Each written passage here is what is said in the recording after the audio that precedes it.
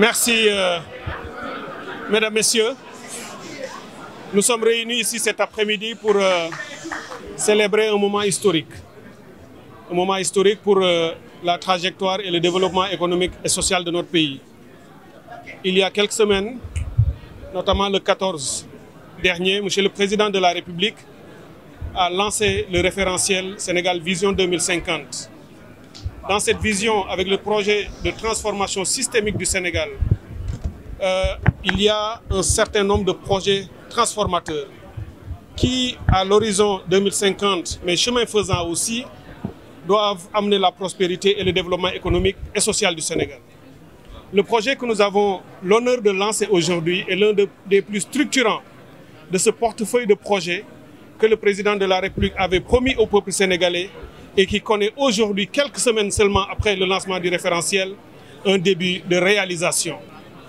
Nous sommes ici pour procéder à la signature de la convention entre le FONSIS et Power China avec sa filiale Sino Hydro qui a été sélectionnée pour réaliser la première phase de cette branche des autoroutes de l'eau.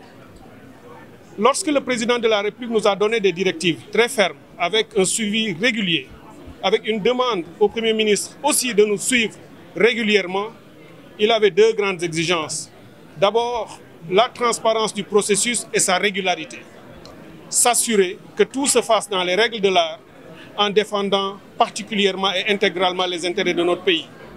Aujourd'hui, grâce à Dieu, avec l'appui et le travail acharné de l'ensemble de nos équipes techniques, du ministère de l'Hydraulique et de l'Assainissement, du ministère des Finances et du Budget, aussi du ministère de l'Agriculture, mais également d'autres ministères sectoriels. Et avec le mandat que nous avons donné au FONSIS et à toutes les équipes, ce travail a connu son aboutissement, puisque c'est l'entreprise Sino Hydro qui a été choisie après avoir consulté plus de 5 grandes entreprises parmi les plus grandes au monde sur ce secteur de grands transferts d'eau. Puisque lorsqu'on réalise des projets d'une telle complexité, on ne prend pas n'importe qui, on prend les plus importantes et les plus grandes. Et c'est ce que le FONSIS a fait.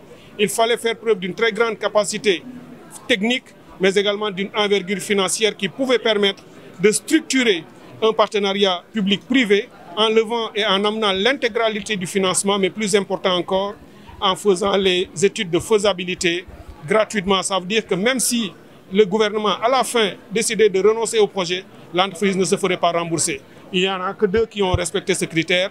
Et parmi les 2, FONSIS a pris celui qui était le plus grand et le plus structuré. L'autre critère ou importante demande du président de la République, c'était de tout faire pour que ces grands projets de transfert d'eau se fassent, mais également en aidant notre secteur privé national à grandir et à croître. Et parmi les demandes, les discussions entre le FONSIS et cette entreprise, il y avait aussi la structuration du secteur privé et son accompagnement, mais également une part importante de contenu local dans tout ce qui se fera. Ce projet va amener de l'eau potable du lac de Guiers vers le DMT Dakar-Thiès-Mbour, puisqu'on sait que dans les 2 années à venir, au-delà, il y aura un déficit hydrique qu'il faudra combler. Mais il faut avoir une vision à plus long terme. Et c'est ça qui est la base de ce projet, c'est que de l'eau pour Dakar-Thiès-Mbour, mais également de l'eau définitivement et durablement vers Touba, et de l'eau agricole, rien que pour cette première phase qui aujourd'hui a connu un début d'aboutissement. Mais cette première phase sera suivie par d'autres phases de transfert. Nous avons ce transfert depuis le Malem Hodar qui va inonder l'ensemble du bassin arachidien, notamment le pôle centre du pays, en eau potable, puisque vous savez que cette zone connaît des problèmes sanitaires liés à la salinisation et au fluor, mais avec les projets que nous y réalisons, sera également un nouveau souvenir. Il y aura des transferts à l'est, avec les marigots et les mares de Bakel.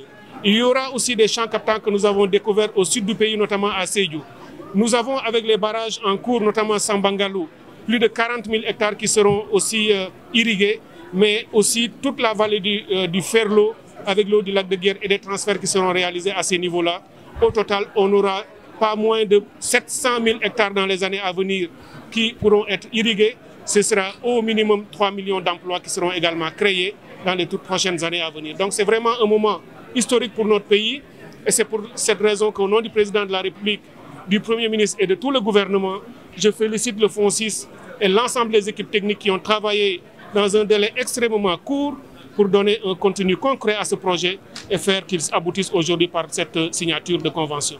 Alors, c'est un financement, ce qu'on appelle le partenariat public-privé. Lorsqu'on structure un financement de cette nature, évidemment, il y a des procédures à respecter et le FONSIS est là pour ça. Un fonds souverain a la possibilité, par ses propres procédures et ses règles, et c'est comme ça que fonctionnent les fonds souverains de partout dans le monde, de lancer ce type de projet, d'y aller avec les partenaires de son choix après une sélection méticuleuse qui a été faite, et que ce sont ces partenaires qui doivent amener l'intégralité du financement.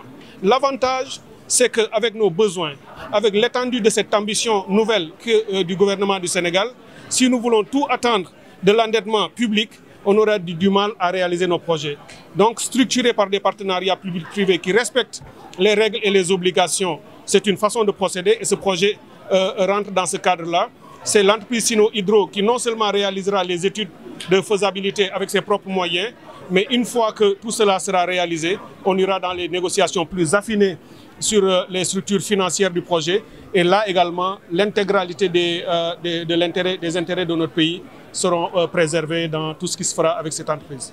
Alors, il aurait peut-être pu attendre cette cérémonie et venir ici écouter, puisque le FONSIS l'a dit. On a parlé de transparence, on a dit est-ce qu'il y a eu de gré à gré. Le FONSIS l'a dit. Le FONSIS a dit qu'elle a consulté un certain nombre d'entreprises parmi les plus grandes et les plus importantes, avec des critères et un certain nombre de considérations techniques et financières, et un choix a été fait en faveur de Sino Hydro. Il n'y a aucun problème à ce niveau-là. Je demande à tous les Sénégalais qui ont des questions sur ces projets, parce que nous sommes dans une démarche d'ouverture et de transparence, de se rapprocher soit du ministère ou en particulier du FONSIS pour des questions plus techniques, et ils auront toutes les réponses à leurs questionnements. Cette démarche de transparence est totale et c'est un projet inclusif. Nous voulons que chaque Sénégalais, dans cette salle, il y avait des maires, des représentants de collectivités locales, des associations étaient là et tous les Sénégalais qui voulaient venir auraient pu le faire si la salle pouvait contenir tout le monde. Mais nous restons très ouverts parce que ce sont des projets en faveur des Sénégalais. La démarche va être une démarche inclusive et le comité de pilotage sera le plus large et le plus consensuel possible pour que chacun puisse y trouver son compte. Et je vous rassure sur ce fait, tout le monde peut demander toutes sortes de questions. Nous n'avons aucun problème à y répondre. Mais je veux simplement dire que tout a été transparent. Cette entreprise Sino Hydro a été choisie après une consultation ferme et forte sur la base de critères qui ont été présentés ici publiquement. Et chacun peut venir le vérifier par lui-même pour en avoir le cœur net. J'ai déjà dit vous pouvez vous rapprocher de FONSIS. Tout ce que vous souhaitez savoir, à partir de maintenant, le DG de FONSIS est ici. Nous sommes dans une démarche totalement d'ouverture. Je crois que c'est un grand moment pour notre pays. Nous n'allons pas lancer des projets de cette envergure aussi importants et structurants en nous laissant divertir par des petits détails sur qui a fait quoi. Ce sont des petites discussions d'épiciers. Nous sommes dans une vision à long terme.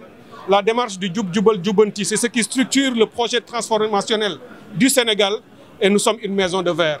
Venez, d'où que vous puissiez venir, vous aurez les réponses à tous vos questionnements. Merci beaucoup.